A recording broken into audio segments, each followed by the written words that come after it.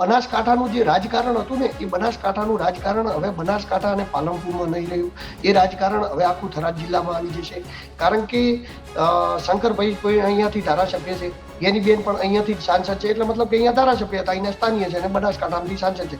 એટલે હવે જે રાજકારણ જે બનાસકાંઠાની અંદર રચાતું હતું એ રાજકારણ હવે થરાદ જિલ્લાની અંદર જતું રહેવાનું છે. અને ત્યાં રમવાનું જે શેવાડાના ગામ છે એ લોકોને પાલનપુર જવા માટે ખૂબ જ મોટી તકલીફ હતી. એટલે જે જિલ્લો બન્યો છે એ તે સ્થાનિય લોકો માટે તો ખૂબ સારું થયું છે. 6 તાલુકા છે એ 6 તાલુકાને એટલે કે બનાસકાંઠાની અંદર રાખવામાં આવી શકે છે, અને જે 7 તાલુકા મેં ગણાવ્યા એ 7 તાલુકાને થરાદની અંદર રાખી શકવામાં આવે. એટલે કુલ 13 તાલુકા જે છે બનાસકાંઠાની અંદર એનું આ રીતે વિભાજન થશે. જિલ્લા 2 અલગ અલગ બન્યા છે તો 2 જિલ્લા પંચાયતો પણ અલગ અલગ બનશે. 2 જિલ્લા પંચાયતો અલગ અલગ બનશે તો જિલ્લા પંચાયતની સીટો પણ અલગ અલગ પડશે. એટલે એટલા લેવલનો તો ફેરફાર થશે. તાલુકા પંચાયતોનો તો ન થાય, પરંતુ જિલ્લા પંચાયતોનો તફાવત 100% થવાનો છે. એટલે એ જ કારણે કદાચ હજી સુધી ડિલે કરવામાં આવ્યું. જે કોકરેજને જો કદાચ મૂકવાની વાત હોય થરાદમાં, તો એ કોકરેજ માટે થોડુંક ડિફિકલ્ટ છે. કારણ કે કોકરેજને જો પાટણ નજીક પડે છે, પાટણમાં હતું સંસદ સભામાં જે ઇલેક્શનમાં જે મતદાન કરે તો એ લોકસભા ક્ષેત્ર કાંકરેજનું પાટણ છે અને જિલ્લા તરીકે બનાસકાંઠામાં. તો બનાસકાંઠામાં આવે છે એટલે પાલનપુર જવામાં 60-70 કિલોમીટરનું અંતર પડતું, પરંતુ હાઈવે ઉપર કાંકરેજના બધા ગામડાઓ હાઈવે ઉપર છે તો ત્યાંથી સીધું પાલનપુર જવામાં સીધું પડતું અથવા તો પાટણમાં સીધું પડતું. હવે જો કાંકરેજના જે શેવાડાના ગામ છે, જેમ કે કંબોઈ, ઉમરી, એ બાજુના જે ગામડાઓ, એમને એ બાજુથી પણ પાલનપુર નજીક પડે, તો હવે ત્યાંથી કદાચ થરાદ જવાનું થાય તો એમના માટે થોડું ઓકવર્ડ થઈ શકે. એટલે મને નુકસાનની દ્રષ્ટિએ જો કોઈ એક તાલુકો લાગતો હોય ને તો એ કાંકરેજ તાલુકાને મને નુકસાન લાગે છે જો કદાચ એને થરાદમાં મૂકવામાં આવે તો. નમસ્કાર મિત્રો, આજ સુધી ગુજરાતમાં રહેતા લોકોને જ્યારે પૂછવામાં આવતું કે ગુજરાતમાં કેટલા જિલ્લાઓ છે, ત્યારે સામે જવાબ આપવામાં આવતો કે 33 જિલ્લાઓ છે. પરંતુ હવે આ ના બોલતા, હવે આ તમે બોલશો તો ખોટા પડશો, કારણ કે ગુજરાતમાં વધુ એક જિલ્લો ઉમેરાઈ ચૂક્યો છે. હવે ટૂંક સમયમાં વધુ જાહેરાત થશે, પરંતુ થરાદ વાવ નવો જિલ્લો બનવા જઈ રહ્યો છે. સાથે 9 નગરપાલિકાની પણ વાત સામે આવી છે, મહાનગરપાલિકા. એટલે કે આપણે આ તમામ બાબતે ચર્ચા કરવી છે. ખાસ કરી બનાસકાંઠા બાબતે ચર્ચા કરવી છે કે બનાસકાંઠામાંથી એક નવો જિલ્લો પડી રહ્યો છે બહાર, થરાદ વાવ. તેનાથી શું અસર પડી શકે બનાસકાંઠાને, તેની ભૌગોલિક સ્થિતિ કયા પ્રકારની હોઈ શકે, રાજકારણમાં શું અસર પડી શકે, ખાસ કરી રાજનેતાઓને શું અસર પડી શકે, જનતાને શું અસર પડી શકે, આ તમામ બાબતે આપણે ચર્ચા કરવી છે. આપણી સાથે ત્યાંથી અમારા સંવાદદાતા પરેશ પઢિયા જોડાયા છે, ત્યાંથી પત્રકાર દિલુભાઈ ચૌધરી જોડાયા છે. બંનેનું સ્વાગત છે. પરેશ, આપની પાસે આવી રહ્યો છું. સૌ પ્રથમ, તમારો જે જિલ્લો હતો બનાસકાંઠા જિલ્લો, તેમાંથી વધુ એક જિલ્લો બની રહ્યો છે થરાદ વાવ. શું લાગી રહ્યું છે, શું એક અનુભવ કરી રહ્યા છો? ચોક્કસથી ધાર્મિકભાઈ, વર્ષોથી માંગ હતી કે બનાસકાંઠા જિલ્લાના વિભાજન થઈ ચૂક્યું છે. આમ તો શરૂઆતમાં તો ભાભરવાળાએ પણ માંગ્યો હતો, દિયોદરવાળા પણ માંગ્યો હતો કે અમારો જિલ્લો પણ, થરાદવાળા પણ માંગ્યો હતો. તો આખરે થરાદને જિલ્લો બનાવવામાં આવ્યો છે, એટલે જિલ્લામાં ખૂબ ખુશી છે. સાથે સાથે હવે થરાદ જે કહી શકાય છે બોર્ડર વિસ્તારના છેવાડાના તાલુકાઓ હતા, જેમ કે ભાભર છે, દિયોદર છે, આ બાજુ થરાદ, વાવ, સુઈગામ જે વિસ્તારો છે તે વિસ્તારમાં ક્યાંક ને ક્યાંક હવે થોડાક વિકાસની મળશે.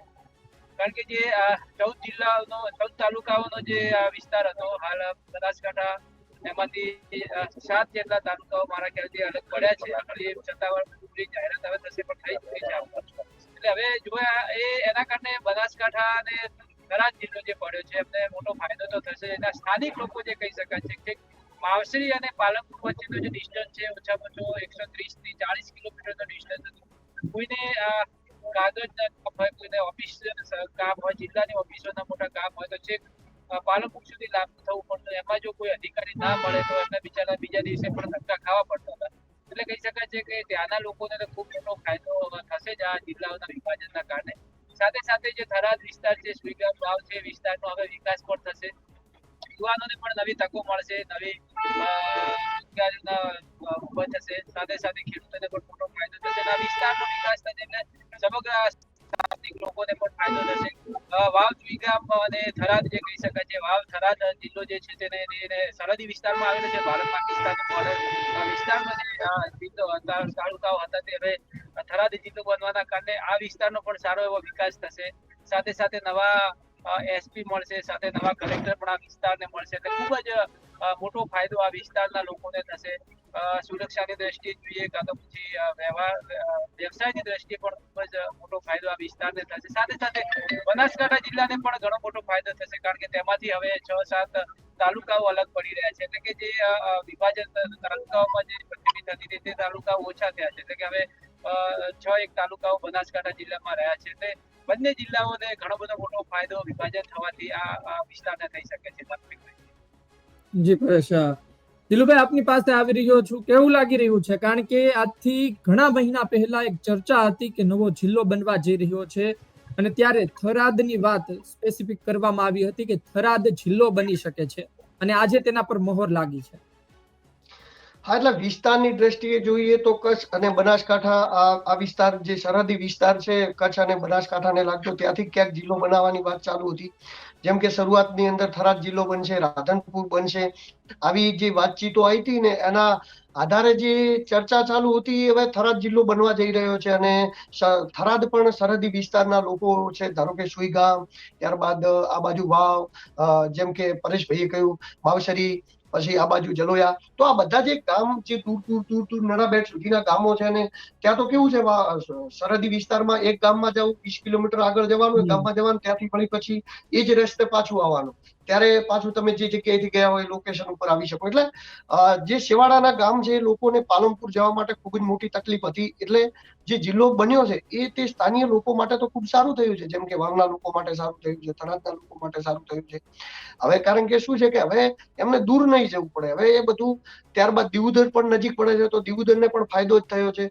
પરંતુ જે કોકરેજને જો કદાચ મૂકવાની વાત હોય થરાદમાં, તો એ કોકરેજ માટે થોડુંક ડિફિકલ્ટ છે, કારણ કે કોકરેજને જો પાટણ નજીક પડે છે, પાટણમાં હતું સંસદ સભામાં જે ઇલેક્શનમાં જે મતદાન કરે, તો એ લોકસભા ક્ષેત્ર કાંકરેજનું પાટણ છે, અને જિલ્લા તરીકે બનાસકાંઠામાં, તો બનાસકાંઠામાં આવે છે, એટલે પાલનપુર જવામાં 60-70 કિલોમીટરનું અંતર પડતું. પરંતુ હાઈવે ઉપર કાંકરેજના બધા ગામડાઓ હાઈવે ઉપર છે, તો ત્યાંથી સીધું પાલનપુર જવામાં સીધું પડતું, અથવા તો પાટણમાં સીધું પડતું. હવે જો કાંકરેજના જે છેવાડાના ગામ છે, જેમ કે કંબોઈ, ઉમરી, એ બાજુના જે ગામડાઓ, એમને એ બાજુથી પણ પાલનપુર નજીક પડે, તો હવે ત્યાંથી કદાચ થરાદ જવાનું થાય તો એમના માટે થોડું ઓકવર્ડ થઈ શકે. એટલે મને નુકસાનની દ્રષ્ટિએ જો કોઈ એક તાલુકો લાગતો હોય ને, તો એ કાંકરેજ તાલુકાને મને નુકસાન લાગે છે, જો કદાચ એને થરાદમાં મૂકવામાં આવે તો. જો એને પાલનપુરમાં રાખવામાં આવે કે ત્યારબાદ પાટણમાં રાખવામાં આવે, પાટણ તો જોકે જાહેર થયો નથી, બનાસકાંઠાની જ વાત છે, એટલે પાલનપુર જે તાલુકાઓ છે, તાલુકાઓને ફાયદો થયો છે, કારણ કે એમને ડિસ્ટન્સ નજીક થઈ ગયું છે, અને એ બાજુના જે વિસ્તારિક લોકો છે, સરહદી વિસ્તારી લોકો, એમના માટે જિલ્લો બને તો ખૂબ જ ઉજળી તક આવી શકે. કારણ કે જિલ્લાના લીધે આમ પણ થરાદનો વિકાસ તો સારો એવો થયો છે, અને બીજો જિલ્લો બને તો થરાદનો વિકાસ થવાનો, અને થરાદનો વિકાસ થશે તો પછી ઓટોમેટિક આજુબાજુના લોકોને એનો ફાયદો થશે. દિલુભાઈ, વાત એ છે કે કયા તાલુકા કેમાં આવશે? બનાસકાંઠાથી થરાદ અલગ તો પડે છે, પરંતુ ભૌગોલિક સ્થિતિ કયા પ્રકારની જોવા મળશે? જો થરાદની નજીક એક તો થરાદ તાલુકો, ત્યારબાદ સુઈગામ, ભાભર અને વાવ, જે એકબીજાની સરહદ અડે છે, એવા 4 તાલુકાઓ એ થરાદમાં આવશે. ત્યારબાદ દિયોદર, કાંકરેજ અને આ બાજુ લાખણી, તો લાખણીની સરહદ પણ થરાદને અડે છે. દિયોદરની સરહદ પણ લાખણી થરાદને એ બાજુ મતલબ કે ટચ કરે છે, થરાદને ટચ કરે છે, ભાભરને ટચ કરે છે. પરંતુ કાંકરેજ જે 7મો તાલુકો છે, એ આ બાજુ જે દિયોદરને ટચ કરે છે એટલો વિસ્તાર તો બરોબર છે, પણ દિયોદરથી પણ આગળ આ બાજુ પાટણ જિલ્લાને ટચ કરે છે, આ બાજુ રાધનપુરને ટચ કરે છે. તો એ જે દૂર સુધીના જે ગામડાઓ છે, એ ગામડાઓ માટે તકલીફ થઈ શકે, કારણ કે એમને થરાદ જવું તો પાલનપુર કરતા પણ ખૂબ જ અઘરું પડી શકે. પરંતુ હવે જોવાનો વિષય છે, જ્યારે ચેપ્ટર ક્લિયર થઈ જાય. પરંતુ અત્યાર પર એવું લાગી રહ્યું છે કે કાંકરેજને પણ થરાદની અંદર સમાવેશમાં આવી શકે છે. અને બનાસકાંઠાની અંદર ધાનેરા, ત્યારબાદ ડીસા, દાંતીવાડા, વડગામ, પાલનપુર અને દોતા, જે આ 6 તાલુકા છે, એ 6 તાલુકાને એટલે કે બનાસકાંઠાની અંદર રાખવામાં આવી શકે છે. અને જે 7 તાલુકા મેં ગણાવ્યા, એ 7 તાલુકાને થરાદની અંદર રાખી શકવામાં આવે. એટલે કુલ 13 તાલુકા જે છે બનાસકાંઠાની અંદર, એનું આ રીતે વિભાજન થશે, અને 6 તાલુકાને બનાસકાંઠાની અંદર ને 7 તાલુકાને થરાદની અંદર રાખવામાં આવી શકે. દિલુભાઈ, એક બનાસકાંઠા ઉત્તર ગુજરાતના વતની તરીકે તમે શું જુઓ છો કે આ નવો જિલ્લો પડ્યો છે થરાદ, નવો જિલ્લો બનવા જઈ રહ્યો છે, લોકોને ફાયદો થશે, નુકસાન થશે, શું લાગે છે આપને? જો લોકોને તો ફાયદો થાય ના થાય એ તો હજી મતલબ કે હાલ જિલ્લો બને છે એટલે સ્થાનિય લોકોને તો ફાયદો થવાનો જ છે, પરંતુ લોકોને ફાયદો થવાનો છે, બરોબર, પરંતુ જે રાજનીતિક ઉથલ પાથલ પણ થવાની છે આનાથી ઘણા બધા ક્ષેત્રે પરિવર્તન આવવાનું છે. જેમ કે જો જિલ્લા પંચાયતની સીટોની અંદર વિભાજન થઈ જાય, નવા સમીકરણો રચાશે, નવા સમીકરણો મુજબ નવું રાજકારણ થશે અને એના આધારે પછી ડિસાઈડ થશે કે એને ફાયદો થાય. ફાયદો તો 100% છે, જિલ્લો બને એટલે ફાયદો તો થવાનો જ છે, કારણ કે ત્યાંનો વિકાસ થાય, ત્યાં લોકો આવે, આજુબાજુના લોકો સેન્ટરથી જોડાય, એટલે પછી સેન્ટરની અંદર બધા કોઈ મકાનો લઈને રહેવા આવે, કોઈ એજ્યુકેશનનો વિકાસ થાય. એ વિકાસ એક ભૌગોલિક દ્રષ્ટિએ એ રીતે થતો હોય છે, કારણ કે ત્યાં કલેક્ટર ઓફિસ આવી જાય, એસપી ઓફિસ આવી જાય, બધી ઓફિસો આવી જાય, એટલે લોકો કામના અર્થે ત્યાં જવાના, અને જે જગ્યાએ લોકો જાય ત્યાંનો વિકાસ તો ઓટોમેટિકલી થવાનો જ છે. પરંતુ આનું રાજકીય ક્ષેત્રે પણ ઘણું બધું પરિવર્તન ને ઘણું બધું પ્રભુત્વ હવે આવનારા સમયની અંદર જેમ બનાસકાંઠાનું જોવા મળતું હતું, એમ હવે થરાદનું જોવા મળશે. જી દિલભાઈ, આપની પાસે આવી રહ્યો છું ફરી. પરેશ, જે બનાસકાંઠાની રાજનીતિ છે, એ બનાસકાંઠાની રાજનીતિને તમને શું લાગે છે, આ નવો જિલ્લો આવશે તો શું અસર પહોંચાડશે? શું કોઈ મોટા રાજનેતાઓનું ગણિત બગડી શકે છે? ચોક્કસથી ધાર્મિકભાઈ, જે રીતે બગડી તો નહીં શકે પણ સુધરી પણ શકે એવું મને લાગી રહ્યું છે, કારણ કે શંકરભાઈ ચૌધરીની મહેનત થરાદ જિલ્લો બનાવવા ખૂબ વધારે છે. એટલે કે શંકરભાઈનું કદ આ વિસ્તારોમાં વધ્યું છે, કારણ કે વાવ, સુઈગામ, થરાદ અને આ બધી દિયોદર વિસ્તારમાં શંકરભાઈ સારી એવી મહેનત જિલ્લો બનાવવામાં કરી છે. જ્યારથી ધારાસભ્ય શંકરભાઈ ચૌધરી બન્યા છે આ વિસ્તારમાં, ત્યારથી જ આ વિસ્તારનો વેગ વધ્યો છે, વિકાસ વધ્યો છે, અને હવે છેલ્લે જિલ્લો જાહેર કર્યો છે, એટલે કહી શકાય છે કે તેમનો વેગ આ વિસ્તારોમાં વધ્યું છે. લોકોના કહી શકાય છે કે જે લોકોમાં એમનો ખાસો એવો પ્રેમ છે, એટલે શંકરભાઈ માટે બહુ સારું છે રાજકારણ આ વિસ્તારમાં. બીજી વાત કરીએ તો જ્ઞાનીબેનની વાત કરીએ તો જ્ઞાનીબેન ઠાકોર પણ આ વિસ્તારમાંથી છે, એટલે હવે આવનાર સમયમાં રાજકારણમાં કેટલા મોટા ફેરફાર આ વિસ્તારોમાં થાય છે, કારણ કે બનાસકાંઠા અને થરાદ જિલ્લો જે છે, આ બે જિલ્લાઓમાં હવે રાજકારણમાં ઉપરથી કેવી રીતે ઉથલ પાથલ, કેવી રીતે બદલાવ થાય છે, કારણ કે હવે સ્થાનિક સ્વરાજ્યની ચૂંટણીઓ પણ નજીક આવી રહી છે. આ ચૂંટણીઓ કેવી રીતે યોજાય છે, જિલ્લા વાઇઝ યોજાય છે કે પછી જે જૂની પદ્ધતિથી યોજે છે, એ જોવાનું છે. આવનાર સમયમાં 2027 વિધાનસભાની ચૂંટણી આવશે, તેમાંથી પણ કેવી રીતે આ ચૂંટણીઓ લડાય છે એ જોવાનું છે. પણ હાલ જે રીતે વિભાજન થયું છે આ બંને જિલ્લાઓનું, એટલે કહી શકાય છે કે કંઈક તો નવું આ વિસ્તારમાં થશે, કંઈક વિચારીને જે વિભાજન આ વિસ્તારમાં થયું હશે. શંકરભાઈનું હાલ કદ આ વિસ્તાર, બે જિલ્લાઓ અલગ પડતા આ વિસ્તારમાં એમનું કદ વધારે વધ્યું છે, કારણ કે એમને ખાસ ત્યારથી ધારાસભ્ય બન્યા છે આ વિસ્તારમાં એમને ખૂબ સારી એવી મહેનત કરી છે. વિકાસની દ્રષ્ટિએ પણ હાલ આપણે જોઈએ તો છેલ્લા 1-2 વર્ષથી થરાદ વિસ્તારમાં ઘણી બધી એવી સરકારી ઓફિસો લાવી છે, જેમ કે આરટીઓ ઓફિસ હમણાં 4 મહિના પહેલા અહીંયા નવી આપણે ઊભી કરી છે. હવે જિલ્લો છે એટલે પરેશ, અવાજ આવી રહ્યો છે મારો? એ ધાર્મિક અવાજ આવે છે. હા, વાત એ છે કે તમારું એવું કહેવું છે કે શંકરભાઈ ચૌધરીને ભારતીય જનતા પાર્ટીનો આનો ફાયદો થઈ શકે છે? ચોક્કસથી થઈ શકે છે, કારણ કે જે રીતે આ વિભાજન થયું છે તેનાથી હાલ તો ભાજપનું જ કદ આ વિસ્તારમાં વધ્યું છે, કારણ કે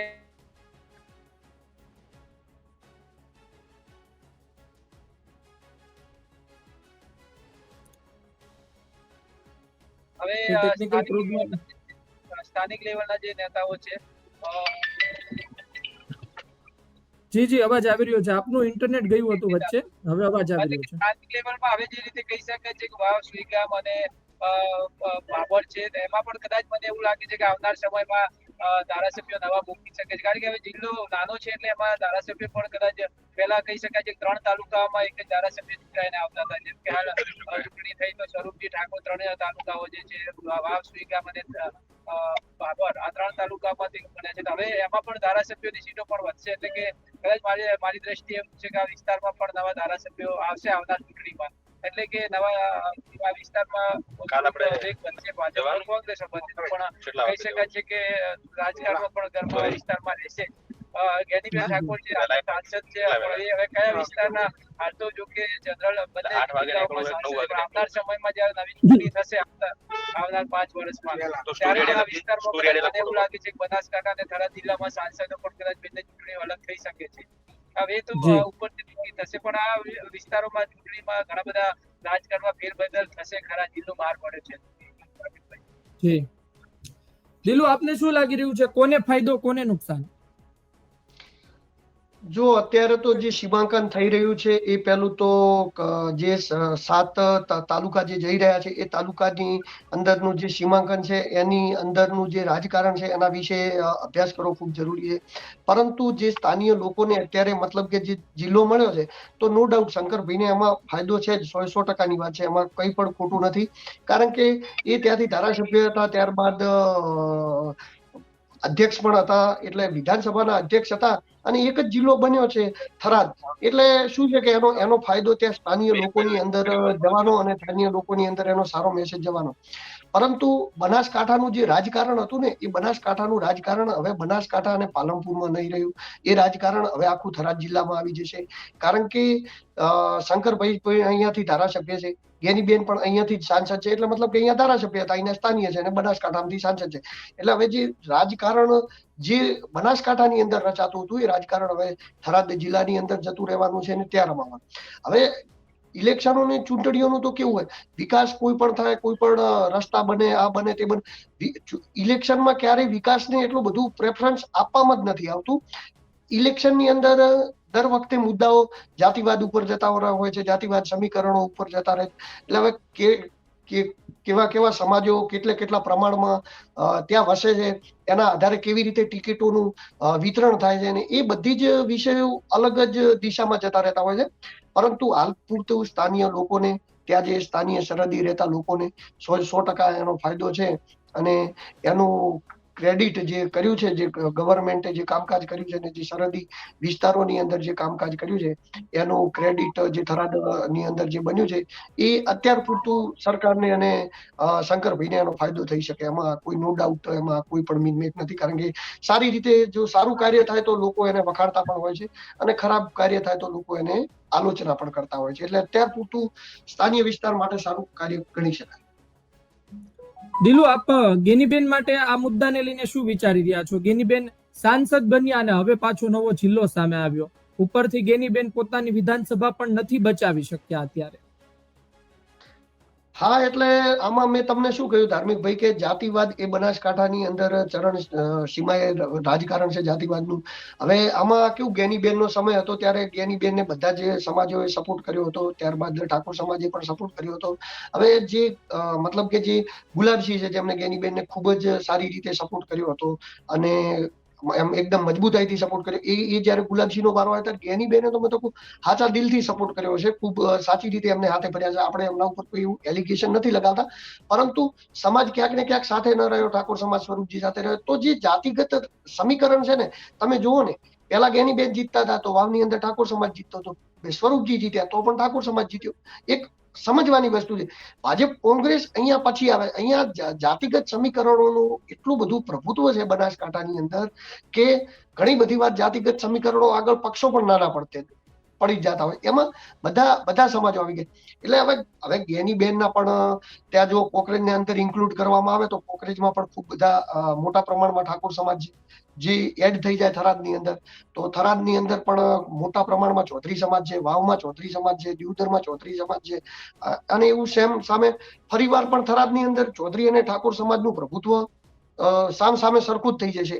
એટલે જે રીતે જે પ્રભુત્વ લડાઈ હવે જે ડીસા રહ્યું, દાંતીવાડા રહ્યું, આમ પણ એ બાજુ ઠાકોર સમાજ અને ચૌધરી સમાજ બંનેનું પ્રભુત્વ ઓછું છે. ધાનેરામાં થોડું ચૌધરી સમાજનું પ્રભુત્વ છે, બાકી દાતા, વડગામ એ બાજુ અન્ય સમાજોનું પ્રભુત્વ છે. એટલે હવે જે આ સમીકરણ જે આ રીતે બેસે એ પછી નીચે કેવી રીતે બંધ બેસે છે, ભાભરની અંદર કેવું જાતિગત સમીકરણો બેસે છે, થરાદમાં કેવા બેસે છે, સુઈગામમાં કેવા બેસે છે, કારણ કે બધા ઇન્ડિપેન્ડન્ટ તાલુકા થઈ જવાના, અને જો બધા તાલુકા થઈ જશે તો પછી કાંકરેજમાં કેવા, તો બધા જ તાલુકાનું ઓલ ઓવર સમીકરણ જે મળશે ને, જે જાતિગત સમીકરણ હોય કે જે રાજનીતિક સમીકરણ, એના આધારે થરાદનું સમીકરણ નક્કી થશે કે થરાદની દિશા કેવી હોઈ શકે છે, થરાદ કઈ દિશાની અંદર જઈ શકે છે. તો એ હજી એના માટે ટાઈમ લાગશે, કારણ કે જે જિલ્લા પંચાયતની સીટોનું જો આમાં વિભાજન થાય તો જિલ્લા પંચાયતોનું સીટોનું જે વિભાજન થાય એ કેટલી જિલ્લા પંચાયત સીટો બને છે, એમાં કયા ગામડાઓ આવે છે, શું આવે છે, બધું જ જયારે ક્લિયર થશે ને ત્યારે આપણે એનું આલેખન કે એનું કરી શકીએ. પરંતુ અત્યાર પૂરતું સરહદી વિસ્તારના લોકો માટે સારું કાર્ય થયું છે કે જિલ્લો બન્યો છે. તો હવે જે જિલ્લા પંચાયતની રાહ જોઈને બેઠા હતા તાલુકા પંચાયત જિલ્લા પંચાયતની બનાસકાંઠામાં, તેને હજુ વધુ રાહ જોવી પડશે. અને હવે ક્યારે આ બધું થશે, ક્યારે ચૂંટણી થશે હવે સ્થાનિક સ્વરાજ્યની, ખાસ કરી બનાસકાંઠાની જિલ્લા પંચાયત તાલુકા પંચાયતની, એ તો હવે મને લાગે છે બહુ સમય લાગશે એને. હા, એટલે મને એવું લાગે છે બનાસકાંઠાની જિલ્લા પંચાયત તાલુકા પંચાયતની ચૂંટણીઓ ઘણા ટાઈમથી ડીલે થઈ રહી છે, વહીવટદારો બેઠા છે, પરંતુ કદાચ આ હમણાં તાલુકા પંચાયત અને જિલ્લા પંચાયતની ચૂંટણીઓ નહીં પણ ગ્રામ પંચાયતની ચૂંટણીઓની હમણાં જાહેરાત કરી, તો એટલે કદાચ એનું કારણ એ હોઈ શકે કે આ જે જિલ્લો બનવાનો હતો કે આ રીતે હતું, જે આનું વિભાજન કરવાનું હોય પહેલેથી કદાચ આ વિશેનું નોલેજ હોઈ શકે, અથવા તો એવું એ જ કારણ હોઈ શકે. કારણ કે જિલ્લા બે અલગ અલગ બન્યા છે તો બે જિલ્લા પંચાયતો પણ અલગ અલગ બનશે, બે જિલ્લા પંચાયતો અલગ અલગ બનશે તો જિલ્લા પંચાયતની સીટો પણ અલગ અલગ પડશે. એટલે એટલા લેવલનો તો ફેરફાર થશે. તાલુકા પંચાયતોનો તો ન થાય, પરંતુ જિલ્લા પંચાયતોનો તફાવત 100% થવાનો છે. એટલે એ જ કારણે કદાચ હજી સુધી ડીલે કરવામાં આવ્યું. અને જો હજી આ ફાઇનલ વાતચીતો છે, હજી આનું ઇમ્પ્લિમેન્ટ ક્યારે આવે છે, એના ઉપર કાર્ય ક્યારે થાય, અને સંપૂર્ણ જ્યાં સુધી જિલ્લો નહીં બની જાય તો ત્યાં સુધી કદાચ આ ચૂંટણીઓ ડીલે થઈ શકે છે. અને ચૂંટણીઓ જિલ્લો બનીને એકદમ બધું પરફેક્ટ થઈ જાય પછી જ તાલુકા પંચાયત અને જિલ્લા પંચાયતની ચૂંટણીઓ આવી શકે.